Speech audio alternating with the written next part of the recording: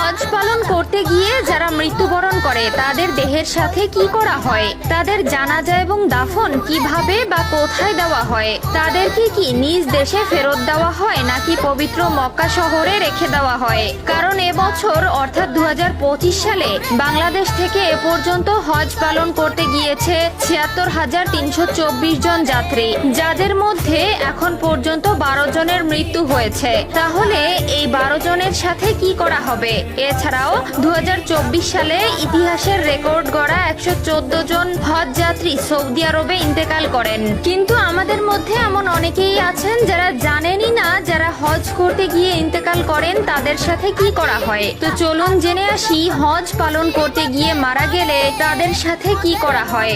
ভিডিওটি শুরু করার আগে আপনাদেরকে একটা কথা বলি, আপনি যদি জীবনে একবার হজ পালন করেন বা হজ পালন করার ইচ্ছা থাকে তাহলে কমেন্ট বক্সে অবশ্যই ইনশাআল্লাহ লিখে যাবেন। চলুন শুরু করা যাক।